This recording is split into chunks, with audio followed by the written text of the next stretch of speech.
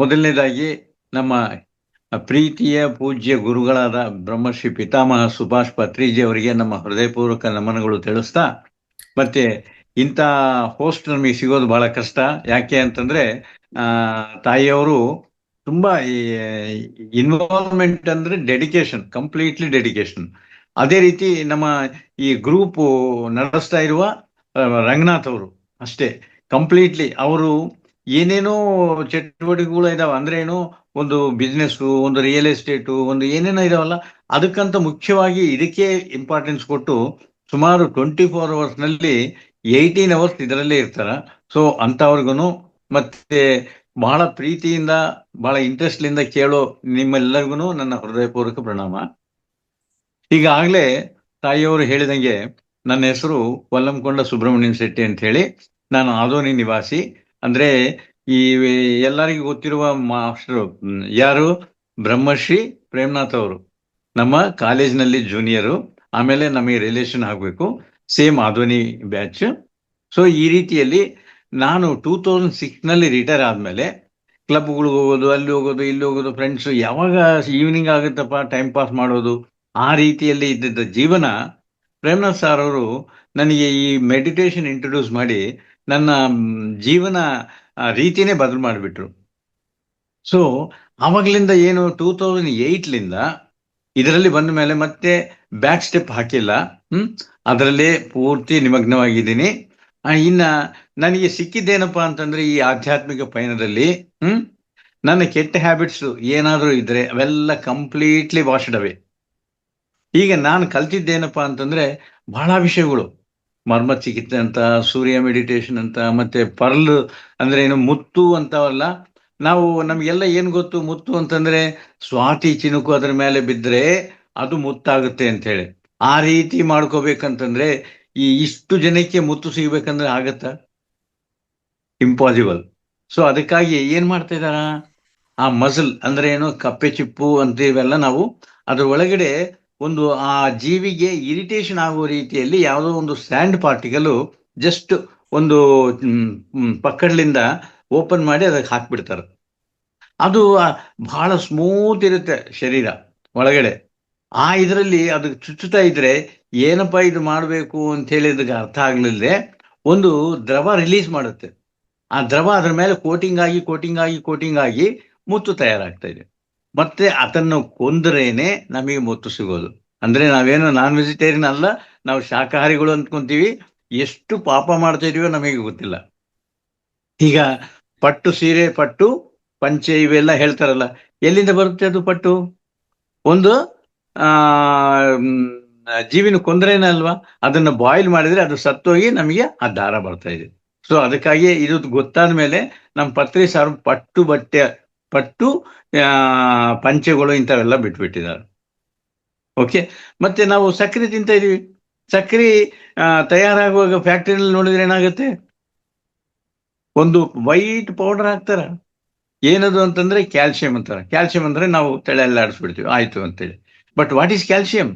ಬೋನ್ powder. ಎಂತ ಬೋನ್ powder?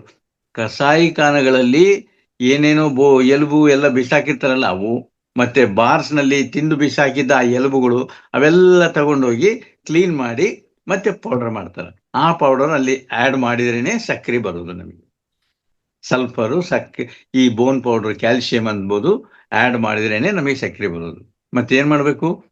ಜಾಗರಿಗೆ ಹೋಗ್ಬೇಕು. ಬೆಲ್ಲ, ಆ ಬೆಲ್ಲ ಎಂತದಿರ್ಬೇಕು? ಸ್ವಾಭಾವಿಕವಾಗಿರ್ಬೇಕು. ಇನ್ನು ಬಹಳ ಕೇರ್ಫುಲ್ ಆಗಿರ್ಬೇಕು. ಯಾಕೆ ಅಂತಂದ್ರೆ ಈಗ ಸಕ್ಕರೆ ರೇಟ್ ಕಡಿಮೆ ಆಗಿ ಬೆಲ್ಲದ ರೇಟ್ ಹೆಚ್ಚಿಗೆ ಆಯ್ತು ಅಂತ ಏನ್ ಮಾಡ್ತಾರ, ಸಕ್ಕರೆ ತಗೊಂಡೋಗಿ ಅದರಲ್ಲಿ ಸುರುತ್ತಾರ. ಅದು ಏನು, ಸೆಕೆಂಡ್ ಗ್ರೇಡ್ ಸಕ್ಕರೆ. ಫ್ಯಾಕ್ಟ್ರಿಗಳಲ್ಲಿ ಸೆಕೆಂಡ್ ಗ್ರೇಡ್ ಸಕ್ಕರೆ ಬರುತ್ತೆ, ಇನ್ನೂ ಚೀಪೆಸ್ಟ್. ಸೊ ನಾವು ತಿನ್ನೋ ಪದಾರ್ಥಗಳಲ್ಲಿ ಬಹಳ ಕೇರ್ಫುಲ್ ಆಗಿರ್ಬೇಕು. ಮತ್ತೆ ಇವಾಗಲಿಂದ ನಮಗೆ ಮುತ್ತು ನಮ್ಮ ಆಭರಣದಲ್ಲಿ ಸೇರಿಸ್ಕೋಬೇಕಂತಂದ್ರೆ ಇಷ್ಟ ಆಗತ್ತಾ? ಕಷ್ಟ. ಇನ್ನ ಪ್ಲಾಸ್ಟಿಕ್ ಮುತ್ತುಗಳು ಬರ್ತವ, ಅದು ಈಸಿಯಾಗಿ ಕಂಡುಹಿಡಿಬಹುದು. ಯಾಕೆಂದ್ರೆ ವೆಯ್ಟೇ ಇರೋದಿಲ್ಲ, ಲೈಟ್ ಆಗಿ ಗಾಳಿ ಬಂದ್ರೆ ಹೋಗ್ಬಿಡ್ತಾವ. ನಮ್ಮ ಮುತ್ತು ಆರ್ಟಿಫಿಷಿಯಲ್ ಆಗಿ ತಯಾರಾಗಿವೆ ಹೆಚ್ಚಿಗೆ 80%. ಅದೇ 20% ನಲ್ಲಿ ಒಂದು 10-15% ಮಾತ್ರ ಏನಿರುತ್ತೆ ಸ್ವಾಭಾವಿಕವಾಗಿ ತಯಾರಾಗಿದ್ದ ಮುತ್ತು. ಅದನ್ನು ಆ ಜೀವನ ಸಾಯಿಸಿದ್ರೇನೆ ನಿಮ್ಮ ಕೈಗೆ ಮುತ್ತು ಬರುತ್ತೆ. ಸೊ ಇದು, ಸೊ ಇಂಥ ಜ್ಞಾನಗಳು, ಮರ್ಮ ಚಿಕಿತ್ಸೆ, ನಾವು ಎಲ್ಲಿ ಪಾಯಿಂಟ್ಸ್ ಪ್ರೆಸ್ ಮಾಡಿದರೆ ನಮ್ಮಲ್ಲಿ ಆರೋಗ್ಯ ಸಿಗುತ್ತೆ, ಇದು ಮರ್ಮ ಅಂತಾರ. ಸೊ ಈ ರೀತಿಯಲ್ಲಿ ತುಂಬಾ ರಾಜೀವ್ ದೀಕ್ಷಿತ್ ಅವರು ಏನ್ ತಿನ್ನಬೇಕು, ಏನ್ ತಿನ್ನಬಾರ್ದು, ಯಾವಾಗ ತಿನ್ನಬೇಕು, ವೇದ ಪಠನ ಮಾಡಿ ಬ್ರಿಟಿಷ್ನಲ್ಲಿ, ಅಂದ್ರೆ ಏನು, ಲಂಡನ್ನಲ್ಲಿ ಮ್ಯೂಸಿಯಂ ಇದ್ರೆ ಆ ಮ್ಯೂಸಿಯಂದಲ್ಲಿ ಹೋಗಿ ನಮ್ಮ ಆ ಭಾರತ ದೇಶದಲ್ಲಿ ಇರುವ ಗ್ರಂಥಗಳೆಲ್ಲ ಅವ್ರು ತಗೊಂಡೋಗಿ ಇಟ್ಕೊಂಡಿದ್ದಾರೆ. ಅವ್ರು ರಾಜ್ಯ ಪಾಲನೆ ಮಾಡುವಾಗ ನಮ್ಮ ಇಂಪಾರ್ಟೆಂಟ್ ಗ್ರಂಥಗಳೆಲ್ಲ ತಗೊಂಡೋಗಿ ಅಲ್ಲಿ ಇಟ್ಕೊಂಡಿದ್ದಾರೆ. ಅವೆಲ್ಲ ಅಧ್ಯಯನ ಮಾಡಿ ಎಷ್ಟೋ ವಿಡಿಯೋಸ್ ಮಾಡಿದ್ದಾರೆ, ಹಿಂದಿ, ತೆಲುಗು, ಕನ್ನಡ ಭಾಷೆಗಳಲ್ಲಿ ಟ್ರಾನ್ಸ್ಲೇಟ್ ಮಾಡಿದ್ದ ವ್ಯಕ್ತಿ ನಮ್ಮ ಬಹಳ ಜಿಗರಿ ದೋಸ್ತು. ಸೊ ಅವರೆಲ್ಲ ಹೇಳ್ತಾ ಇದ್ರೆ ಎಷ್ಟಪ್ಪ ನಮ್ಮ ವಿದ್ಯೆ ಏನಿದೆ, ಏನ್ ಕತೆ. ನಿಮಗೆ ಜಸ್ಟ್ ಒಂದು ಸಿಂಪಲ್ ವಿಷಯ ಹೇಳ್ತೇನೆ ನೋಡಿ. ಭಗವದ್ಗೀತೆ ಭಾರತ ಕಾಲದಲ್ಲೇ ಶ್ರೀಕೃಷ್ಣ ಹೇಳಿದಾನ ಕಾಶ್ಮೀರ್ ಸಮಸ್ಯೆ ಬರುತ್ತೆ ಅಂತ ಹೇಳಿ. ಯಾವಾಗಿಂದದು? ದ್ವಾಪರ ಯುಗದ್ದು. ಕಲಿಯುಗದಲ್ಲಿ ನಮ್ಮ ಭಾರತ ದೇಶದಲ್ಲಿ ಇವಾಗ ಕಾಶ್ಮೀರ್ ಸಮಸ್ಯೆ ಬರುತ್ತೆ ಅಂತ ಹೇಳಿ. ಸೊ ಇಂಥವು ಬಹಳ ಇದಾವ ನಮ್ಮ ಪುರಾಣಗಳಲ್ಲಿ, ವೇದಗಳಲ್ಲಿ. ನಾವು ಪತ್ರಿಜಿ ಹೇಳಿದ್ದ ಧ್ಯಾನ ಒಂದೇ ಅಲ್ಲದೆ ಬೇರೆ ಕೂಡ ತಿಳ್ಕೋಬೇಕು. ಅದೇ ಕೆಲಸ ಮಾಡ್ತಾ ಇದ್ದಾರೆ ನಮ್ಮ ಮಹಾವತಾರ್ ಫೌಂಡೇಶನ್ ಅವರು. ಸ್ವಾಸ್ಥ್ಯ ಅಂದ್ರೆ ಓನ್ಲಿ ಮೆಡಿಟೇಷನ್ ಅಲ್ಲ, ಶರೀರ ಚೆನ್ನಾಗಿರ್ಬೇಕು, ಮನಸ್ಸು ಅಂದ್ರೆ ಏನು, ಹಾರ್ಟ್, ಇದೆಲ್ಲ ಚೆನ್ನಾಗಿರ್ಬೇಕು. ಅವಾಗಲೇ ನಾವು ಪರಿಪೂರ್ಣವಾಗಿ ಆರೋಗ್ಯ ಸಿಗೋದಕ್ಕೆ ಚಾನ್ಸಸ್ ಇದೆ. Okay, this meditation is meant for our soul, ಆತ್ಮಕ್ಕೆ. ನಮ್ಮ ಯೋಗ ಮಾಡೋದು ಮತ್ತೆ ಆಹಾರದ ಅಭ್ಯಾಸಗಳು ಇವೆಲ್ಲ ನಮ್ಮ ಶರೀರಕ್ಕೆ. ಎರಡು ಸೇರಿದ್ರೇನೆ ಯೋಗ ಆಗತ್ತೆ. ಯೋಗ ವಿಥೌಟ್ ಪ್ರಾಣಾಯಾಮ ಇಂಥವೆಲ್ಲ ಬಿಟ್ಬಿಟ್ರೆ ಅದು ಯೋಗ ಅಲ್ಲ. ಮೆಡಿಟೇಷನ್ ಬಿಟ್ಬಿಟ್ರೆ ಯೋಗ ಅಲ್ಲ. ಎರಡು ಸೇರಿದ್ರೇನೆ ಯೋಗ ಆಗತ್ತೆ. ಸೊ ಆ ರೀತಿಯಲ್ಲಿ ನಾವು ನಮ್ಮ ಈ ಮಹಾವತಾರ್ ಫೌಂಡೇಶನ್ ನಡೆಸ್ತಾ ಇದ್ದಾರ. ಇದರಲ್ಲಿ ನಾವು ಭಾಗಿಯಾಗಿ ಬಹಳ ಅದೃಷ್ಟ ಮಾಡಿದ್ದೀವಿ. ಪ್ರತಿ ಒಂದು ವಿಷಯವನ್ನು ನಮ್ಮ ಆಪ್ಷನ್ಗೆ ಕೊಡ್ತಾ ಇದ್ದಾರ. ಮುದ್ರೆ ಚಿಕಿತ್ಸೆ ಮಾಡ್ಕೊಂತೀರಾ, ಮೂತ್ರ ಚಿಕಿತ್ಸೆ ಮಾಡ್ಕೊಂತೀರಾ, ಪ್ರಾಣಾಯಾಮ ಮಾಡ್ತೀರಾ, ವಾಕಿಂಗ್ ಮಾಡ್ತೀರಾ, ಮರ್ಮ ಚಿಕಿತ್ಸೆ ಮಾಡ್ಕೊಂತೀರಾ, ಏನ್ ಮಾಡ್ತೀರೋ ನೀವು ಮಾಡಿ. ಆದ್ರೆ ಪೂರ್ತಿ ಸ್ವಾಸ್ಥ್ಯವಾಗಿರ್ಬೇಕು ಎಂಬುದೇ ಅವರ ಉದ್ದೇಶ. ಅದೇ ನಡೀತಾ ಇದೆ. ಓಕೆ ಮಾಸ್ಟರ್, ಅದು ಏನು ನಮ್ಮ ಕನ್ನಡ ಭಾಷೆಯಲ್ಲಿ ಒಂದೇ ಅಲ್ಲ, ಇಂಗ್ಲಿಷು, ಹಿಂದಿ, ಕನ್ನಡ, ತೆಲುಗು, ತಮಿಳ್ ಕೂಡ ನಡೀತಾ ಇದೆ ಒಂದೊಂದ್ಸಲ. ಓಕೆ, ಸೊ ಇಷ್ಟು ಭಾಷೆಗಳಲ್ಲಿ ನಮಗೆ ಎಲ್ಲ ಮಾಹಿತಿಗಳು ಕೊಡ್ತಕ್ಕಂಥ ಈ ಮಹಾವತಾರ್ ಫೌಂಡೇಶನ್ಗೆ ಇನ್ನೊಂದ್ಸಲ ನಮ್ಮ ಹೃದಯಪೂರ್ವಕ ಪ್ರಣಾಮವನ್ನು ತಿಳಿಸೋಣ ಮಾಸ್ಟರ್ಸ್. ಸೊ ಆ ರೀತಿಯಲ್ಲಿ 2008ಲಿಂದ ನಾನು ಕಂಪ್ಲೀಟ್ಲಿ ಈ ಮೆಡಿಟೇಷನ್ಗೆ ಬಂದ ಮೇಲೆ ನನ್ನ ಜೀವನ ಶೈಲಿ ಕಂಪ್ಲೀಟ್ಲಿ ಚೇಂಜ್ ಆಗಿದೆ. ಈಗ ನಾನು 77 ವರ್ಷ ಇವತ್ತು ಆದರೆ ಕೂಡ, 78ಕ್ಕೂ ಬಂದಿದ್ದೀನಿ. ಸೊ ಆದರೆ ಕೂಡ ಸ್ವಲ್ಪ ಆರೋಗ್ಯವಾಗಿ ಯಾಕಿದ್ದೀನಿ ಅಂತಂದ್ರೆ ಇವೆಲ್ಲ ಸ್ವಲ್ಪ ಪಾಲನೆ ಮಾಡೋದು, ಮೆಡಿಟೇಷನು, ಯೋಗ, ಪ್ರಾಣಾಯಾಮ, ಮತ್ತೆ ಯಾವ ರೀತಿ ತಿನ್ನಬೇಕು, ಯಾವ ರೀತಿ ನೀರು ಕುಡಿಬೇಕು. ವೇದದಲ್ಲಿ ಬಹಳ ಇಂಪಾರ್ಟೆಂಟ್ ವಿಷಯಗಳೆಲ್ಲ ತಿಳಿಸಿದ್ದಾರೆ. ಎಷ್ಟು ನೀರು ಕುಡಿಬೇಕು ಎಂಬುದು. ಒಬ್ರು ಹೇಳ್ತಾರ 1 ಲೀಟರ್, ಒಬ್ರು ಹೇಳ್ತಾರೆ 3 ಲೀಟರ್, ಒಬ್ರು ಹೇಳ್ತಾರೆ 6 ಲೀಟರ್. ಅದಲ್ಲ, ದೋಸೆಲಿ ಹಿಡ್ಕೊಂಡು ಒಂದು ಪಾತ್ರೆದಲ್ಲಿ ನಮ್ಮ ಕೈಲಿಂದ ನಮ್ಮ ದೋಸೆಲಿ ನೀರು ಹಾಕಬೇಕು 8 ಸಲ. ಅದನ್ನು ಮೆಷರ್ ಮಾಡ್ಕೊಳ್ಳಿ. ನಿಮ್ಮ ಗ್ಲಾಸ್ಗೆ ಎಷ್ಟಾಗ್ತವೆ, 3 ಗ್ಲಾಸ್ ಆಗ್ತವೆ, 2 ಗ್ಲಾಸ್ ಆಗ್ತವೆ, 4 ಗ್ಲಾಸ್ ಆಗ್ತವೆ. ಆ ನೀರು ಬೆಳಿಗ್ಗೆ ಹಲ್ಲು ಹುಚ್ಚೋ ಮುಂಚೆನೆ ನಾವು ನೀರು ಕುಡಿಬೇಕು. ನಿಧಾನವಾಗಿ ಸ್ವಲ್ಪ ಬಿಸಿ ಮಾಡಿಕೊಂಡು. ಯಾಕೆ ಬಿಸಿ ಮಾಡಬೇಕು? ತಣ್ಣ ನೀರಾದ್ರೆ ಶರೀರಕ್ಕೆ ಕಷ್ಟ ಆಗತ್ತೆ. ಯಾಕೆ? ಶರೀರದಲ್ಲಿ ನಮಗೆ ಬಿಸಿ ಇದ್ರೇನೆ ನಾವು ಜೀವಂತವಾಗಿರೋದು. ಮತ್ತೆ ಜೀವಂತವಾಗಿ ಇರಬೇಕು ಅಂತಂದ್ರೆ ಬಿಸಿ ಇರಬೇಕು. ನಾವು ನೀರು ಕೋಲ್ಡ್ ವಾಟರ್ ಕುಡಿದ್ರೆ ಏನಾಗುತ್ತೆ? ಅದು ತನ್ನ ಬಿಸಿ ಲೆವೆಲ್ಗೆ ತಂದ್ಕೋಬೇಕು ಅಂತಂದ್ರೆ ಏನೋ ಕಷ್ಟಪಡುತ್ತೆ. ಆ ಕಷ್ಟ ನಿಮ್ಮ ಒಳಗಿರೋ ಬಾಡಿಗೆ ಯಾಕೆ ಕೊಡ್ಬೇಕು? ನೀವೇ ಬಿಸಿನೀರು ಕುಡಿದ್ರೆ ಏನಾಗುತ್ತೆ?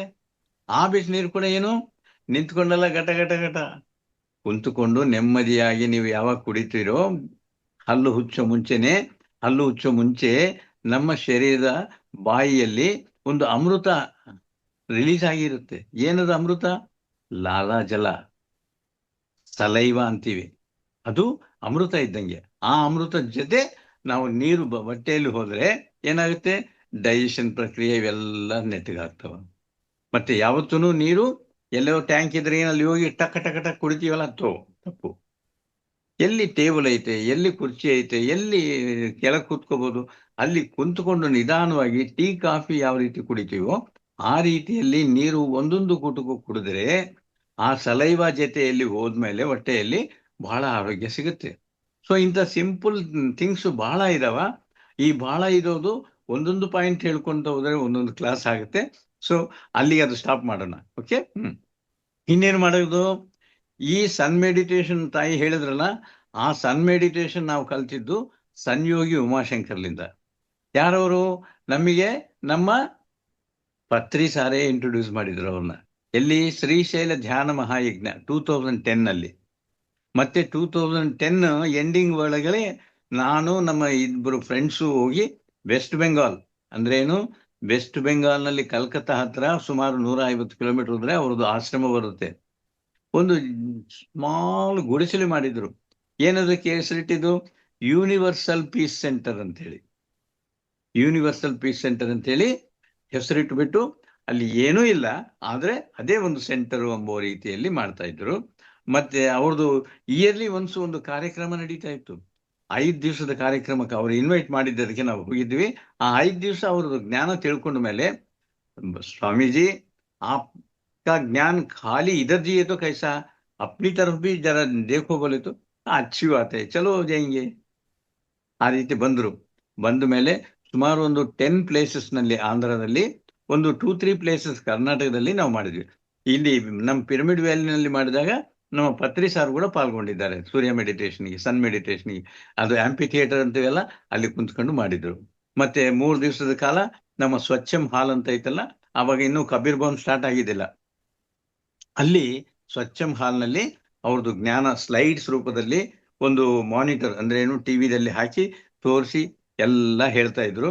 ಅವ್ರು ಹೇಳೋ ಹಿಂದಿ ಇಂಗ್ಲಿಷ್ನ ನಾನು ಟ್ರಾನ್ಸ್ಲೇಟ್ ಮಾಡಿ ತೆಲುಗು ಕನ್ನಡದಲ್ಲಿ ಹೇಳ್ತಾ ಇದ್ದೆ. ಸುಮಾರು ಒಂದು 150-200 ಜನ ಪಾಲ್ಗೊಂಡಿದ್ರು. ನಮ್ಮ ಆಧ್ವನಿಯಲ್ಲಾದ್ರೆ ಸುಮಾರು 500 ಜನ ಓಪನ್ ಗ್ರೌಂಡ್, ಎಲ್ಲಿ? ಕಾಲೇಜ್ ಗ್ರೌಂಡ್ ನಲ್ಲಿ ನಾವು ಮಾಡ್ಕೊಂಡಿದ್ವಿ. ಸೊ ಈ ರೀತಿ ಅದು ಒಂದಾಯ್ತು. ನೆಕ್ಸ್ಟ್ ಈ ಸನ್ ಮೆಡಿಟೇಷನ್ ಇನ್ನೊಬ್ಬರಿಗೆ ಹೇಳುವಾಗ ಏನಾಯ್ತು, ಅವರು ಒಂದು ಸಿಡಿ ಕೊಟ್ಟರು. ಅವಾಗ ಇನ್ನ ಸಿಡಿ, ಈ ಚಿಪ್ಸು ಪೆನ್ಡ್ರೈವ್ಸ್ ಇದ್ದಿಲ್ಲ. ಆ ಸಿಡಿ ಏನದು? ರಾಜೀವ್ ದೀಕ್ಷಿತ್ ಸಿಡಿ, ಆರೋಗ್ಯ ರಹಸ್ಯಾಲು ಅಂತೇಳಿ. ಆರೋಗ್ಯ ರಹಸ್ಯ ಏನು ಅಂತಂದ್ರೆ, ನಾವು ತಿನ್ನೋ ಪದಾರ್ಥಗಳು ನಮಗೆ ಏನಾದರೂ ಸ್ವಲ್ಪ ಮೈ ನೋವು, ಇಲ್ಲ ಕಾಲು ನೋವು, ಫೀವರು, ಏನು ತಲೆನೋವು ಬಂದಿದೆ ಅಂತಂದ್ರೆ, it is psychosomatic diseases. It need not be cured with doctor. Just ನೀವು ನಿಮ್ಮ ಅಭ್ಯಾಸಗಳಲ್ಲಿ ನಿಮ್ಮ ಬಾಡಿಗೆ ಟೈಮ್ ಕೊಟ್ರೆ ಅದೇ ಸರಿಪಡಿಸ್ಕೊಳ್ಳುತ್ತೆ. ಆ ರೀತಿಯಲ್ಲಿ ನಾವು ನಮ್ಮ ಏನಾದರೂ ಡಿಸೀಸಸ್, ಪೇನ್ಸ್ ಇದ್ರೆ ಸರಿಪಡಿಸ್ಕೋಬೇಕಾಗ್ಲಿ, ಪ್ರತಿಯೊಂದಕ್ಕೆ ಡಾಕ್ಟರ್ಗೆ, ಮೆಡಿಕಲ್ ಶಾಪ್ಗೆ ಹೋಗಿ ತಗೊಂತ ಇದ್ರೆ ಏನಾಗುತ್ತೆ, ನಮ್ಮ ಬಾಡಿ ಏನು ಥಿಂಕ್ ಮಾಡುತ್ತೆ, ಓ ಇವನು ಬೇರೆಯವ್ರಿಗೆ ಹೆಲ್ಪ್ ತಗೊಂತ ಇದ್ದಾನಲ್ಲ, ನಾನು ಸ್ವಲ್ಪ ರೆಸ್ಟ್ ತಗೊಳ್ಳೋಣ ಅಂತ ಮಲಗಿಬಿಡುತ್ತೆ. So you have to depend only on medicine. ಅದು ತಪ್ಪು ಅಂತೇಳಿ ಪತ್ರಿಜಾ ಸಾರು ಹೇಳೋದೇನು, ನೋ ಡಾಕ್ಟರ್ ನೋ ಮೆಡಿಸಿನ್. ನಿಮ್ಮ ಬಾಡಿ ನಿಮಗೆ ಸಹಾಯ ಕೊಡೋದಕ್ಕೆ ಆ ಮೆಡಿಟೇಷನ್ ಎನರ್ಜಿ ಏನೈತೆ, ಅದು ದೈವಿಕ ಶಕ್ತಿ, divine power, cosmic energy will do the needful. So ಇನ್ನ ಬ್ರೀಫ್ ಆಗಿ 1 ನಿಮಿಷ ಧ್ಯಾನದ ಬಗ್ಗೆ ತಿಳಿಸ್ತೀನಿ ನಿಮಗೆ. ಧ್ಯಾನ ಅಂದ್ರೆ ಏನು, ಯಾವಾಗ ಏನ್ ಬೆನಿಫಿಟ್ಸು ಎಲ್ಲ ಹೇಳ್ತಾರ. ಮತ್ತೆ ಇಂಥ ಬೆನಿಫಿಟ್ಸ್ ಇರೋ ಈ ಧ್ಯಾನವನ್ನು ನಾವು ಅಭ್ಯಾಸ ಮಾಡ್ಕೊಂಡ್ರೆ ಏನ್ ತಪ್ಪಾಗುತ್ತೆ? ಓಕೆ, ಇನ್ನು ಸ್ಟಾರ್ಟಿಂಗ್ ಮಾಡ್ಬೇಕು ಅಂತಂದ್ರೆ ಏನು, ನಾವು ಧ್ಯಾನ ಮಾಡಿದರೆ ಏನಾಗುತ್ತೆ, ನಮ್ಮಲ್ಲಿರುವ ಒತ್ತಡ, ಟೆನ್ಷನ್ ಹೋಗ್ಬಿಡ್ತಾವ. ಹೌದಲ್ವಾ? ಎಸ್, ಹೋಗ್ಬಿಡ್ತಾವ. ಅವೆರಡು ಹೋದ್ರೆ ಇನ್ನು ಬಾಡಿನಲ್ಲಿ ಏನು ಉಳಿಯುತ್ತೆ? ಪ್ರಶಾಂತತೆ, ನೆಮ್ಮದಿ, ಪೀಸ್ ಆಫ್ ಮೈಂಡ್. ಯಾವ ಪೀಸ್ ಆಫ್ ಮೈಂಡ್ ಇದೆಯೋ ಆರೋಗ್ಯ ಚೆನ್ನಾಗಿರುತ್ತೆ. ಆರೋಗ್ಯ ಚೆನ್ನಾಗಿದೆ ಅಂದ್ರೆ ಆನಂದವೇ ಆನಂದ. ಸೊ ಅಲ್ಟಿಮೇಟ್ ಆನಂದ ನಮಗೆ ಸಿಗ್ಬೇಕು ಅಂದ್ರೆ ಈ ಧ್ಯಾನ ಮಾಡ್ಕೋಬೇಕು. ಮತ್ತೆ ಈ ಧ್ಯಾನ ಎಷ್ಟೊತ್ತು ಮಾಡಬೇಕು? 1 ನಿಮಿಷ, 5 ನಿಮಿಷ, 2 ಗಂಟೆ, 3 ಗಂಟೆ ಹಾಗಲ್ಲ. ಯಾರ ವಯಸ್ಸು ಎಷ್ಟಿದೆಯೋ ಅಷ್ಟು ನಿಮಿಷ. 20 ವರ್ಷದವರು 20 ನಿಮಿಷ, 40 ವರ್ಷದವರು 40 ನಿಮಿಷ, 60 ವರ್ಷದವರು 60 ನಿಮಿಷ, ಈ ರೀತಿಯಲ್ಲಿ ಮಿನಿಮಮ್ ಮಾಡಬೇಕು. ಅದು ಒಂದೇ ಸಿಟ್ಟಿಂಗ್ ನಲ್ಲಿ. Don't divide it. 30 ಇಯರ್ಸ್ ಅಂದ್ರೆ 30 ಮಿನಿಟ್ಸ್ ಮಾಡೋದನ್ನ ಬೆಳಿಗ್ಗೆ 10 ಮಾಡ್ತೀನಿ, ಮಧ್ಯಾಹ್ನ 10 ಮಾಡ್ತೀನಿ, ರಾತ್ರಿ ಮಾಡ್ತೀನಿ ಅಲ್ಲ. ಒಂದೇ ಸಿಟ್ಟಿಂಗ್ ನಲ್ಲಿ 30 ಮಿನಿಟ್ಸ್ ಆಗ್ಬೇಕು.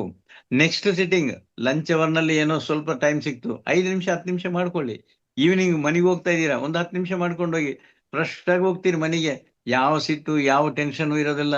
ಹೋಗಿ ಹೆಂಡತಿ ಮಕ್ಕಳನ್ನ ಚೆನ್ನಾಗಿ ಮಾತಾಡಿಸ್ತೀರಾ. ಆಯಮ್ಮ ಕೂಡ ಎಷ್ಟೋ ಸಂತೋಷದಿಂದ ನಿಮಗೆ ಕಾಫಿ ಸ್ನ್ಯಾಕ್ಸ್ ಎಲ್ಲ ಕೊಡುತ್ತೆ. ಸೊ ಇವೆಲ್ಲ ನಮಗೆ ಜೀವನದಲ್ಲಿ ಒಂದು ಖುಷಿ ಖುಷಿ ಸಿಗಬೇಕು ಅಂತಂದ್ರೆ ಈ ಮೆಡಿಟೇಷನ್ನಿಂದ ನಮ್ಮ ಟೆನ್ಷನ್ಸು ಒತ್ತಡಗಳು ಎಲ್ಲ ಅಲ್ಲೇ ಬಿಟ್ಬಿಟ್ರೆ ಸಾಕು.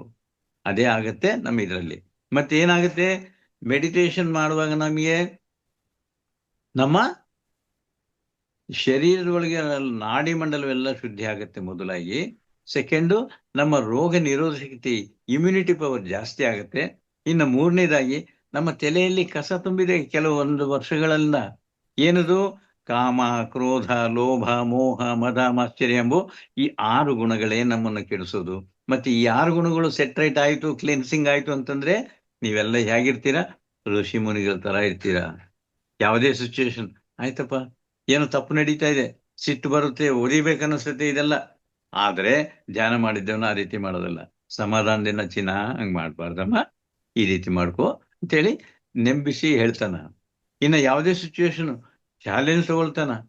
ಇವಾಗ ನಮಗೆ 1 ಕಿಲೋಮೀಟರ್ ದೂರ ಐತೆ, ನಾವು ಜನರಲಿ ಏನು ಟೂ ವೀಲರು ಇಲ್ಲ ಯಾರನ್ನ ಲಿಫ್ಟ್ ಕೇಳೋದು ಇಲ್ಲ ಆಟೋದಲ್ಲೋ ಇಲ್ಲ ಬಸ್ನಲ್ಲೋ ಹೋಗ್ತೀವಿ. ಇವತ್ತು ಯಾವುದೂ ಇಲ್ಲ, ಸ್ಟ್ರೈಕ್ ಆಗಿದೆ. ಆಯ್ತು ಬಿಡಿ, ಏನೈತೆ, ಒಬ್ಬರು ಇಬ್ರು ಕಲ್ತು ಮಾತಾಡ್ಕೊಂತ ಹೋದ್ರೆ ಆಗೋಯ್ತು ಅಂತೇಳಿ ಆ ಚಾಲೆಂಜ್ ತಗೊಳ್ತೀವಿ. ಮಕ್ಕಳಿಗೆ ಮೇ ತಿಂಗಳಲ್ಲಿ ಎಕ್ಸಾಮ್ಸ್ ಇರ್ತಾವ, ಬೈ ಮಿಸ್ಟೇಕ್ ಏನೋ ಒಂದು ಎಲೆಕ್ಷನ್ ಏನು ಬಂತು ಅಂತಂದೇಳಿ ಅವ್ರು ಮಾರ್ಚ್ನಲ್ಲಿ ಪ್ರಿಪೇರ್ ಮಾಡಿದ್ರು ಅಂದ್ಕೊಳ್ಳಿ, 2 ತಿಂಗಳು ಗಾಬರಿ ಬಿದ್ದು ಬಿಡ್ತಾರ. ಧ್ಯಾನ ಮಾಡಿದ್ದವನು ಗಾಬರಿ ಬೀಳೋದಿಲ್ಲ. ಆಯ್ತು ಬಿಡು, 1 ಅವರ್ 2 ಅವರ್ಸ್ ಹೆಚ್ಚಿಗೆ ಓದ್ಕೊಂಡ್ಬಿಡೋಣ.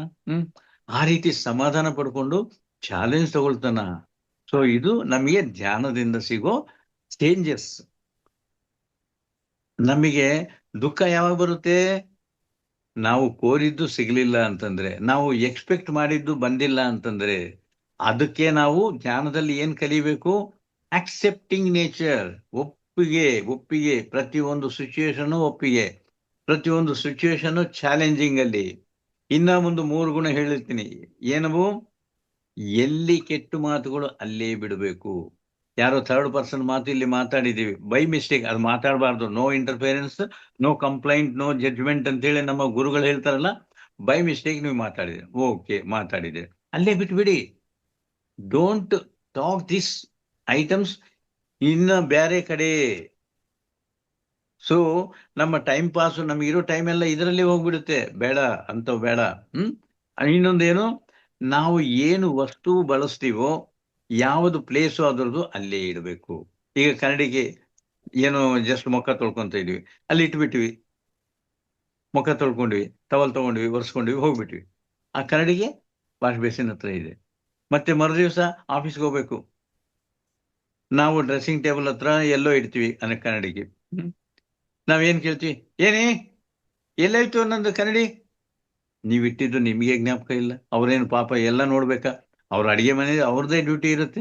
ಮತ್ತೆ ಮಕ್ಕಳನ್ನ ಕೇಳ್ತೀರಾ, ಸಿಟ್ಟಾಗ್ತೀರಾ, ಆಫೀಸ್ಗೆ ಏನೋ ಒಂದು ಟೆನ್ಷನ್ಲಿಂದ ಹೋಗ್ಬಿಡ್ತೀರಾ. ಸೊ ಅದಕ್ಕಾಗಿ ನಾವು ಏನು ವಸ್ತು ತಗೊಂಡ್ರೇನು, ಒಂದು ಬಾಲ್ ಪೆನ್ ತಗೊಂಡ್ರು, ಒಂದು ಕನ್ನಡಿಗೆ ತಗೊಂಡ್ರು, ಒಂದು ಬಾಚಣಿಕೆ ತಗೊಂಡ್ರು, ಒಂದು ಪುಸ್ತಕ ತಗೊಂಡ್ರು, ಎಲ್ಲೇ ವಸ್ತುಗಳು ಅಲ್ಲೇ ಇಟ್ರೆ ನಿಮಗೆ ಮರು ದಿವಸ ಟೆನ್ಷನ್ ಇರೋದಿಲ್ಲ. ಇನ್ನ ನೋ ಪೋಸ್ಟ್ಪೋನ್ಮೆಂಟ್, ವಾಯಿದಾ ಹಾಕೋದು ಬೇಡ. ನಾಳೆ ಕೆಲಸ ಇವತ್ತೇ ಮಾಡಬೇಕು, ಇವತ್ತಿನ ಕೆಲಸ ಈಗಲೇ ಮುಗಿಸ್ಬೇಕು. ನಾಳೆ ಸೃಷ್ಟಿ ಏನಾಗುತ್ತೋ ನಿಮ್ಗೆ ಹೆಂಗ್ ಗೊತ್ತಾಗುತ್ತೆ?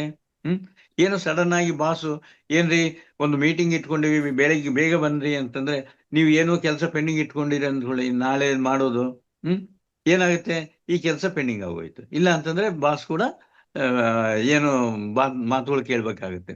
ಸೊ ಅದಕ್ಕಾಗಿ ಆದಷ್ಟು ಯಾವತ್ತಿಂದು ಕೆಲಸ ಅವತ್ತು, ನಾಳೆ ಕೆಲಸ ಕೂಡ ಇವತ್ತೇ ನಾವು ಮಾಡ್ಕೊಂಡ್ರೆ ಟೆನ್ಷನ್ ಫ್ರೀ ಇರ್ತೀವಿ. ಸೊ ನಾವು ಈ 5 ಪ್ರಿನ್ಸಿಪಲ್ಸ್ ಏನು, ಎಲ್ಲೇ ಮಾತುಗಳು ಅಲ್ಲೇ ಬಿಡೋದು, ಎಲ್ಲೇ ವಸ್ತುಗಳನ್ನ ಅಲ್ಲೇ ಇಡೋದು, ವಾಯ್ದಾ ಹಾಕ್ಲಿಲ್ದಂಗೆ ನಾಳೆ ಕೆಲಸ ಇವತ್ತೇ ಮಾಡೋದು, ಇವತ್ತಿನ ಕೆಲಸ ಇವಾಗೇ ಮಾಡೋದು, ಅದು ನಾವು ಕಲಿಬೇಕು. ಯಾವುದನ್ನು ಎಕ್ಸ್ಪೆಕ್ಟೇಷನ್ ಇಟ್ಕೋಬಾರದು. ಬಂದಿದ್ದು ನಮ್ಮ ಪಾಲು, ಏನೋ ಪ್ರಕೃತಿ ರೀಸನ್ ಐತೆ ಅಂತೇಳಿ ನಾವು ಅಂದ್ಕೊಂಡ್ರೆ ಟೆನ್ಷನ್ ಇರೋದಿಲ್ಲ. ಈಗ ಬಸ್ ಹತ್ತದ ಇದ್ದೇವೆ, ಏನೋ ಪಿಕ್ ಪಾಕೆಟ್ ಆಗಿದೆ, ಕಾರ್ಯಕಾರಣ ಸಂಬಂಧ ಇದೆ ಅದಕ್ಕೆ. ಆ ಹೊಡೆದಿದ್ದವನು ಯಾವನಲ್ಲ, ನೀನು ಗತ ಜನ್ಮದಲ್ಲಿ ಅವನು ಪಿಕ್ ಪಾಕೆಟ್ ಮಾಡಿದೀಯಾ, ನಿಮಗೆ ಗೊತ್ತಿಲ್ಲ, ನಿನಗೆ ನೆನಪಿಲ್ಲ, ಅವನು ಇವತ್ತು ಮಾಡ್ಕೊಂಡು ಹೋಗಿದ್ದಾನ. ಆಯ್ತಪ್ಪ ಅಂತೇಳಿ ಹೋಗ್ಲಿ, ಓ, ನೀವು ದುಃಖ ಪಡೆದ್ರಿ, 4 ಜನರ ಹತ್ರ ಹೇಳ್ಕೊಂಡ್ರಿ, ಏ ನೀನು ಏನ್ ಬುದ್ಧಿ ಆಯ್ತಾ, ಬಸ್ನ ಏರುವಾಗ ನೀನು ಬ್ಯಾಗ್ ಜಾಬ್ನಲ್ಲಿ ಇಟ್ಕೊಂತೀಯ, ಬ್ಯಾಗ್ನಲ್ಲಿ ಇಟ್ಕೋಬೇಕು, ಕಿಸೆ ಪ್ಯಾಂಟ್ ಜಾಬ್ನಲ್ಲಿ ಇಟ್ಕೋಬೇಕು, ಅವೆಲ್ಲ ಮತ್ತೆ ನಾವು ಅಡ್ವೈಸಸ್ ಕೇಳಬೇಕು. ಯಾಕೆ ಅವೆಲ್ಲ ಹೇಳ್ಬೇಕು? ಆಯ್ತಪ್ಪ ಹೋಗೈತೆ, ಈಗ ಬರೋದಿಲ್ಲಲ್ಲ, ಆಯ್ತು, ಏನು ಹೀಗಾಗಿದೆ ಅಂತೇಳಿ ಸಮಾಧಾನ ಪಟ್ರೆ ಅಲ್ಲಿಗೆ ಹೋಗುತ್ತದು. ಸಿಗಲಿಲ್ಲದ ವಸ್ತುಗಾಗಿ ನೀವು ಚಿಂತೆ ಮಾಡಿ 4 ಜನರು ಕೂಡ ಹೇಳಿ ಮತ್ತೆ ಅವರು ಬ್ಯಾಡ್ ಅಡ್ವೈಸಸ್ ತಗೊಂಡು ಯಾಕೆ ಫೀಲ್ ಆಗ್ಬೇಕು? ಡೋ, ಯಾವುದೇ ಆಗ್ಲಿ ಹಂಗೆ ಆಗ್ಬೇಡಿ. ಈಗ ಮಗ ಫೇಲ್ ಆಗಿದ್ದಾನ, ಮನಿ ಬಂದ, ಬೈದ್ ಬಿಡ್ತೀವಿ. ಏನು ನೀನು ಎಷ್ಟು ಹೇಳಿದ್ರೂ ಓದ್ಕೊಳ್ಳೋದಿಲ್ಲ, ಯಾವಾಗ್ಲೂ ಆಟ ಆಡ್ತೀಯ, ಮತ್ತೆ ಸಿನಿಮಾ ನೋಡ್ತೀಯ, ಮತ್ತೆ ಮೊಬೈಲ್ ಮಾಡ್ತಾ ಇರ್ತೀಯ, ಇವೆಲ್ಲ ಬೇಯಬಾರ್ದು. ಆಯ್ತಪ್ಪ, ಇದೊಂದು ಎಕ್ಸ್ಪೀರಿಯನ್ಸ್ ಆಗಿ ತಗೋ, ಇನ್ನು ಹೆಚ್ಚಿಗೆ ಮಾರ್ಕ್ಸು ನೆಕ್ಸ್ಟ್ ಎಕ್ಸಾಮ್ನಲ್ಲಿ ತಗೋ ಅಂತ ಅವನಿಗೆ ಸಪೋರ್ಟ್ ಮಾಡಬೇಕು. ಅಷ್ಟೇ ಆಗ್ಲಿ. ನಾವು ಬೇಯ್ದು ಅವನು ಮತ್ತೆ ಏನೋ ಮಾಡ್ಕೊಳ್ಳೋದೋ ಇಲ್ಲ, ಅವನಿಗೆ ಏನು ಅವಕಾಶ ಕೊಡಬಾರ್ದು, ಅವನು ದುಃಖ ಪಡೋದು ಮಾಡಬಾರ್ದು. ಏನು ಪ್ರತಿಯೊಂದನ್ನು ಎಕ್ಸ್ಪೀರಿಯನ್ಸ್ ಆಗಿ ತಗೋ.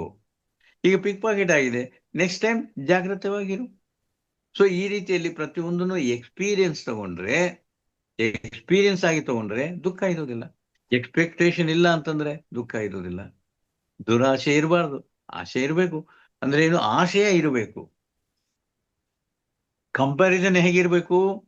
ನಮಗಿನ ಕೆಳಮಟ್ಟದಲ್ಲಿ ಇರೋರನ್ನ ಕಂಪೇರ್ ಮಾಡ್ಕೋಬೇಕು, ನಮ್ಮ ಆಶಯ ಉನ್ನತ ಸ್ಥಿತಿಯಲ್ಲಿ ಇರೋ ಆಶಯ ನಾವು ಇಟ್ಕೋಬೇಕು. ಈಗ ನಿಮಗೆ 50,000 ಸಂಬಳ ಬರ್ತಾ ಇದೆ ಸರ್, 50,000 ಸಂಬಳ. ಜಸ್ಟ್ 3 months ಬ್ಯಾಕ್ ಅವನು ಬಂದ, ಅವನು ಬಹಳ ಚಾಲಾಕಿ, ಬಹಳ ಇಂಟೆಲಿಜೆಂಟ್. ಬಾಸ್ನು ಐಸ್ ಮಾಡಿಬಿಟ್ಟು ಏನೇನೋ ಅದು ತೋರಿಸ್ಬಿಟ್ಟು ಇದು ತೋರಿಸ್ಬಿಟ್ಟು ಚಾಲಾಕಿ ಮಾಡಿದ್ದದಕ್ಕೆ ಅವನಿಗೆ ಇಮ್ಮಿಡಿಯೇಟ್ ಪ್ರಮೋಷನ್ ರೆಕಮೆಂಡ್ ಮಾಡಿಬಿಟ್ಟ. ಅವನಿಗೆ 1 ಲಕ್ಷ ಸ್ಯಾಲ್ರಿ ಆಯ್ತು, ನಿನ್ನ ಮೇಲೆ ಮ್ಯಾನೇಜರ್ ಆದ. ಅವನು ಎಷ್ಟು ಚಿಂತೆ ಮಾಡ್ತೀವಿ? ನಾನು ಇಷ್ಟು ವರ್ಷದಿಂದ ದುಡಿತಾ ಇದ್ದೀನಿ, 24 hours 18 hours ಆಫೀಸ್ಗೆ ಡೆಡಿಕೇಟ್ ಮಾಡ್ತೀನಿ, ನನಗೆ ಆಗಿಲ್ಲ. ಇವೆಲ್ಲ ಅಲ್ಲ, ನನಗೆ 50,000 ಸಂಬಳ ಐತಲ್ಲ, ಐ ಆಮ್ ಹ್ಯಾಪಿ. ಯಾಕೆ ಅಂತಂದ್ರೆ 10,000 ಸ್ಯಾಲರಿ ಬರೋ ಸೆಕ್ಯೂರಿಟಿ ಅವನು ಫ್ಯಾಮಿಲಿನ ಚೆನ್ನಾಗಿ ನೋಡ್ಕೊಂಡು ಖುಷಿಯಾಗಿದ್ದಾನ. ನಿನಗೇನು ರೋಗ 50,000 ತಗೊಂಡು? ಮತ್ತೆ ಆಸೆ ಇರಬಾರ್ದ? ಇರಬೇಕು. ಯಾವ ರೀತಿ? ಅಂಬಾನಿ ಕೋಟೀಶ್ವರ ಆಗಿದ್ದಾನೆ, ಏನವನು ಚಾಯ್ ಮಾರ್ಕೊಂತ ಇದ್ದ, ಟೀ ಮಾರ್ಕೊಂಬವನು ಅಷ್ಟು ಕೋಟೀಶ್ವರ ಆಗಿದ್ದಾನ. ನಾನು ಆಗ್ತೀನಿ, ನಾನು ಅಷ್ಟು ಲೆವೆಲ್ಗೆ ಹೋಗ್ತೀನಿ ಎಂಬ ಒಂದು ಮನಸ್ಸಿನಲ್ಲಿ ಒಂದು ದೃಢ ಸಂಕಲ್ಪ ಇಟ್ಕೋಬೇಕು. ಅದಕ್ಕಾಗಿ ಕಷ್ಟ ಪಡಬೇಕು, ಬರುತ್ತೆ. ಆಶಯ ಆ ರೀತಿ ಇರಬೇಕು. ಕಂಪ್ಯಾರಿಸನ್ ಕೆಳಮಟ್ಟದವ್ರನ್ನ ತಗೊಂಡು ಕಂಪೇರ್ ಮಾಡ್ಕೋಬೇಕು. ಸೊ ಈ ರೀತಿಯಲ್ಲಿ ನಮ್ಮ ಜೀವನದಲ್ಲಿ ಹೈ ಎಕ್ಸ್ಪೆಕ್ಟೇಷನ್ಸ್ ಇಲ್ಲದೆ, ಮತ್ತೆ ಇನ್ನೇನು ಯಾವುದಕ್ಕೂ ತೃಪ್ತಿ ಎಂಬುದು ಇದ್ದು, ಏನು ನಡೆದ್ರೂ ಅದನ್ನು ಒಂದು ಎಕ್ಸ್ಪೀರಿಯನ್ಸ್ ಆಗಿ ನೀವು ತಗೊಂಡ್ರೆ ನಮಗೆ ದುಃಖ ಎಂಬುದು ಇರೋದಿಲ್ಲ. ಮಾಸ್ಟರ್ಸ್, ಸೊ ಇದು ನಾವು ಕಲಿಬೇಕು. ಇನ್ನ ನಮಗೆ ಗುರುಗಳು ಕಲ್ಸ್ಕೊಟ್ಟಿದ್ದೇನು? ಇನ್ನೊಂದು ಪಿರಮಿಡ್. ಏನದು ಪಿರಮಿಡ್ ಅಂದ್ರೆ? ಪಿರಮಿಡ್ ಅಂದ್ರೆ ಎಲ್ಲರೂ ನೋಡಿದ್ದೀರ. ಅದೇನು ನಮಗೆ ಕಾನ್ಸೆಪ್ಟ್ ಏನದು? ಪಿರಮಿಡ್ ಅಂತಂದ್ರೆ ಇಮಿಡಿಯೇಟ್ಲಿ ಕೆಲವು ಜನ ಅಂದ್ರೆ ಏನು, ಧ್ಯಾನದಲ್ಲಿ ಇಲ್ಲದವರು, ಅದು ಪಿರಮಿಡ್ ಹೆಣಗಳು ಇಡೋದದು, ಮಮ್ಮೀಸ್ ಇಡೋದು ಅಂತ ಹೇಳ್ತಾರೆ. ಹೌದಾ? No, it is not mummies ಇಡೋದಲ್ಲ. ಯಾಕೆ ಅಂತಂದ್ರೆ ನಾವು ಪತ್ರಿಜಿಯವರು ಅದೇ ಈಜಿಪ್ಟ್ಗೆ ಹೋಗಿ ಗಿಜಾ ಪಿರಮಿಡ್ ನಲ್ಲಿ ಧ್ಯಾನ ಮಾಡ್ಕೊಂಡು ಬಂದಿದ್ದೀವಿ.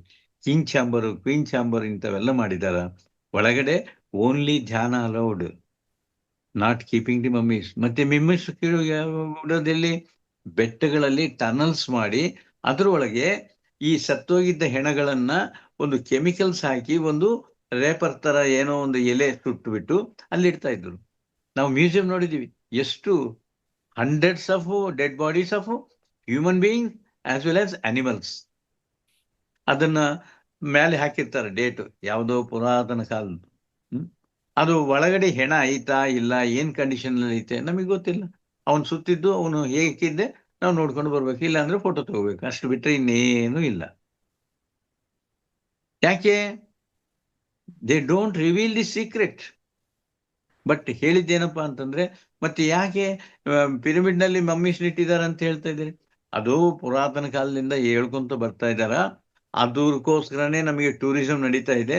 ಮತ್ತೆ ನಾವು ರಾಂಗ್ ಆಗಿ ಹೇಳಿ ನಾವು ಪಿರಮಿಡ್ ನಲ್ಲಿ ಇಡೋದಿಲ್ಲ ಹೆಣುಗಳನ್ನ ಅಂತೇಳಿ ನಾವು ಹೇಳಿದ್ರೆ ಮತ್ತೆ ಟೂರಿಸಂ ಕಮ್ಮಿ ಆಗುತ್ತೇನೆ ಅಂತೇಳಿ ನಾವು ಸುಮ್ಮನೆ ನಾವು ಸಪೋರ್ಟ್ ಮಾಡೋದಿಲ್ಲ, ಡಿಸ್ಕಾರ್ಡ್ ಮಾಡೋದಿಲ್ಲ, ತಿಳ್ಕೊಳ್ಳಿ ಅಂತೇಳಿ ನಮಗೆ ಹೇಳ್ತಾ ಇದ್ರು ನೋಡಿ. ಸೊ ಇದು ವಿಷಯ. ಮಮ್ಮೀಸ್ನೆಲ್ಲ ಇಡೋದು ಕೇವಲ ಅದು ಧ್ಯಾನಕ್ಕಾಗಿ ಉಪಯೋಗಿಸ್ತಾ ಇರೋದು. ನಾವೆಲ್ಲ ಫೋಟೋಸ್ ಇದಾವ. ಗುರುಜಿ ಎಷ್ಟೋ ಸಲ ಅಲ್ಲಿ ಪ್ರವಾಸ ಮಾಡಿದಾರ, ಅಲ್ಲಿ ಹಾಲ್ಟ್ ಮಾಡಿದೀವಿ. 1 ವೀಕ್ ನಾವು ಈಜಿಪ್ಟ್ ಸುತ್ತಮುತ್ತಲೆಲ್ಲ ನೋಡ್ಕೊಂಡು ಬಂದಿದ್ದೀವಿ. ಸೊ ಏನು ತಪ್ಪಿಲ್ಲ. ಪಿರಮಿಡ್ ಅಂದ್ರೆ ಪಿರಮಿಡ್ನ ನಾವು ಬಳಸ್ಕೊಂಡ್ರೆ ಆ ಪರ್ಟಿಕ್ಯುಲರ್ ಆಂಗಲ್ನಲ್ಲಿ ಹೆಚ್ಚಿಗೆ ಎನರ್ಜಿ ಬಂದು ನಮಗೆಲ್ಲ ಪಾಸ್ ಮಾಡುತ್ತೆ. ಅದು ಯಾವುದೇ ಮೆಟೀರಿಯಲ್ ಆಗಿರ್ಬೋದು, ಯಾವುದೇ ಸೈಜ್ ಆಗಿರ್ಬೋದು, ಅದು ಅದರ ಪ್ರಭಾವ ನಮಗೆ ಸಿಕ್ಕೇ ಸಿಗುತ್ತೆ. ಅದು ಇಲ್ಲ, ಓಕೆ, 100% ಎನರ್ಜಿ ಶೂರ್. ನಾವು ನಾರ್ಮಲ್ ಮೆಡಿಟೇಷನ್ ಮಾಡಿದ್ರೆ 100% ಎನರ್ಜಿ ಶೂರ್. ಸೊ ಈ ರೀತಿಯಲ್ಲಿ ಪಿರಮಿಡ್ಸ್ ಬಳಸಿಕೊಂಡು 3 ಪಟ್ಟು ಜಾಸ್ತಿ ಎನರ್ಜಿ ನಾವು ತಗೊಳ್ಬೋದು. ಮತ್ತೆ ನಾರ್ಮಲ್ ಮೆಡಿಟೇಷನ್ ಅಲ್ಲಿ ಎಲ್ಲಿ ಬೇಕಾದ್ರೆ ಅಲ್ಲಿ ಕುಂತ್ಕೊಂಡು ಸರಳವಾಗಿ ಧ್ಯಾನ ಮಾಡೋದು ಓನ್ಲಿ ಇನ್ PSSM ಅಂದ್ರೆ ಪಿರಮಿಡ್ ಸ್ಪಿರಿಚುವಲ್ ಸೊಸೈಟಿ ಮೂವ್ಮೆಂಟ್ ನಲ್ಲಿ ಮಾತ್ರ ಈ ಮೆಡಿಟೇಷನ್ ಮಾಡೋದಕ್ಕೆ ಯಾವ ಹಣಕಾಸಿಲ್ಲ, ಗುರುದಕ್ಷಿಣೆ ಇಲ್ಲ, ಗುರುಗಳಿಗೆ ಪಾದ ಒತ್ತೋದಿಲ್ಲ. ಮತ್ತೆ ನಮ್ಮ ಮಹೋತ್ತರ್ ಫೌಂಡೇಶನ್ ಅಂತ ಅವರು ಗ್ರೂಪ್ ನಲ್ಲಿ ಜಾಯ್ನ್ ಆದ್ರೆ ಇನ್ನ ಬೇರೆ ವಿಷಯಗಳು ಕೂಡ ನಾವು ತಿಳ್ಕೋಬಹುದು.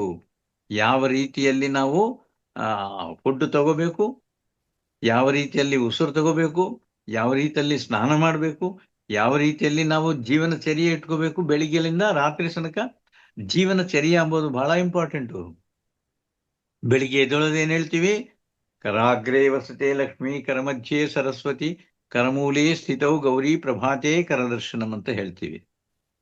ಅಂದ್ರೇನು? ಯಾರೋ ಮುಖ ನೋಡೋ ಬದಲು ನಮ್ಮ ಕೈಗಳನ್ನು ನೋಡೋದು. ಈ ಕೈಗಳಲ್ಲೇನಿದೆ? ಕರಾಗ್ರೇ ವಸತೆ ಲಕ್ಷ್ಮಿ, ಕರಮಧ್ಯೆ ಸರಸ್ವತಿ, ಕರಮೂಲೆ ಸ್ಥಿತವು ಗೌರಿ, ಪ್ರಭಾತೆ ಕರದರ್ಶನಂ. ಅದು ಮತ್ತೆ ಎಕ್ಸ್ಪ್ಲನೇಷನ್ ಇನ್ನೊಂದು ಕ್ಲಾಸ್ನಲ್ಲಿ ಹೇಳ್ಕೊಂಬನ. ಅದಾದ್ಮೇಲೆ ನೆಕ್ಸ್ಟ್ ಭೂಮಿ ಮೇಲೆ ಕಾಲಿಡ್ತೀವಲ್ಲ, ಮಂಚದ ಮೇಲೆ ಕೆಳಗಿಳಿದು ಅಲ್ಲೇನ್ ಹೇಳ್ತೀವಿ? ಸಮುದ್ರ ವಸನೇ ದೇವಿ, ಪರ್ವತ ಸ್ತನಮಂಡಲೆ, ವಿಷ್ಣು ಪತ್ನಿ ನಮಸ್ತುಭ್ಯಂ, ಪಾದಸ್ಪರ್ಶಂ ಕ್ಷಮಸ್ವಮಿ ಅಂತ ಹೇಳ್ತೀವಿ. ಅದ್ರದ್ದು ಅರ್ಥ ತಿಳ್ಕೊಂಡ್ರೆ ಬಹಳ ಚೆನ್ನಾಗಿರುತ್ತೆ. ಮತ್ತೆ ಇನ್ನು 3ನೇದು ಸ್ನಾನಕ್ಕೆ ಹೋಗ್ತೀವಿ, ಏನ್ ಹೇಳ್ತೀವಿ? ಗಂಗೆ ಚ ಯಮುನೆ ಚೈವ ಗೋದಾವರಿ ನರ್ಮದಾ ಸರಸ್ವತಿ ನರ್ಮದಾ ಸಿಂಧು ಕಾವೇರಿ ಜಲೈಸ್ಮಿನ್ ಸನ್ನಿಧಿಂ ಕುರು. ಅಂದ್ರೆ ಇದು ಸಿಂಪಲ್ ಐತೆ, ಎಲ್ಲಾ ನದಿಗಳಿಗೆ ನೀರು ನನ್ನ ಮೇಲೆ ಬರ್ತಾ ಇದಾವ ಅಂತ ಹೇಳಿ. ಸೊ ಈ ರೀತಿಯಲ್ಲಿ ಇನ್ನು ಒಂದು ನೆಕ್ಸ್ಟ್ ಅದಾದ್ಮೇಲೆ ಏನ್ ಮಾಡ್ಬೇಕು? ನಮ್ಮ ಪೂಜ್ಯನೀಯರಾದ ತಾಯಿ ತಂದೆಗಳಿಗೆ ನಮ್ಮ ಪಾದ ನಮಸ್ಕಾರ ಮಾಡಬೇಕು. ಅವರು ಜೀವಂತವಾಗಿಲ್ಲ, ಫೋಟೋಗೆ ನಮಸ್ಕಾರ ಮಾಡಿ. ಊರಲ್ಲಿ ಇಲ್ಲ, ಫೋಟೋಗೆ ನಮಸ್ಕಾರ ಮಾಡಿ. ಅದನ್ನ ನೋಡಿದ್ರೆ ನಮ್ಮ ಮಕ್ಕಳು ನಮ್ಮ ಕಾಲಿಗೆ ನಮಸ್ಕಾರ ಮಾಡ್ತಾರ. ನಾವು ಅವ್ರ ಹತ್ರ ಏನೇ ಜಗಳ ಆಡಿರ್ಲಿ, ಏನೇ ಮಿಸ್ಅಂಡರ್ಸ್ಟ್ಯಾಂಡಿಂಗ್ ಇರ್ಲಿ, ಅವಾಗ ಮಾತ್ರ ಇಮಿಡಿಯೇಟ್ಲಿ ಆಯುಷ್ಮಾನ್ ಭವ ಅಂತೀವಿ, ಸುಖ ಪ್ರಾಪ್ತಿರಸ್ತು ಅಂತ ಹೇಳ್ತೀವಿ, ಆಶೀರ್ವಾದ ಕೊಡ್ತೀವಿ. ಅದು ಬಹಳ ಒಳ್ಳೇದಾಗತ್ತಲ್ಲ. ಮತ್ತೆ ಆ ರೀತಿಯಲ್ಲಿ ಬಹಳ ವಿಷಯಗಳು ಇದಾವ, ತಿಳ್ಕೊಬಹುದು. ಮತ್ತೆ ಇನ್ನೊಂದು ಕ್ಲಾಸ್ನಲ್ಲಿ ನಾವು ಇವೆಲ್ಲ ತಿಳ್ಕೊಂಬೋಣ. ಇವತ್ತಿಗೆ ಮತ್ತೆ ನಿಮಗೆ ಈ ಜೀವನದಲ್ಲಿ ಅಂದ್ರೆ ಏನು, ಒಂದು ಔಷಧ ಪರವಾಗಿ ಆಗ್ಲಿ, ಒಂದು ಆರೋಗ್ಯದ ಪರವಾಗಿ ಆಗ್ಲಿ, ಎಲ್ಲ ವಿಷಯಗಳು ಏನಾದ್ರೂ ನಿಮಗೆ ಡೌಟ್ ಇದ್ರೆ ಕೈ ಎತ್ತಿ ನನಗೆ ಕ್ವಶನ್ ಮಾಡಿದ್ರೆ ಇನ್ನೊಂದು 5-10 ನಿಮಿಷ ನಾನು ಈ ನಿಮ್ಮ ಕ್ವಶನ್ಸ್ ಎಲ್ಲ ಆನ್ಸರ್ ಮಾಡ್ತೀನಿ. ಓಕೆ? ಆಧ್ಯಾತ್ಮಿಕ ಜೀವನ ಪಯಣ ಅಂತ ಹೇಳಿದ್ರೆ ಏನೇನೋ ಹೇಳ್ಬಿಟ್ಟಿದ್ದಾನೆ ಅಂತ ಅನ್ಕೋಬೇಡಿ. But these are required for our daily life. Okay master, ಧನ್ಯವಾದ. ಇಷ್ಟೊತ್ತು ನನ್ನ ಮಾತುಗಳು ಕೇಳಿದ್ದ ನಿಮ್ಗೆಲ್ಲರಿಗೂ ಹೃದಯಪೂರ್ವಕ ಪ್ರಣಾಮ.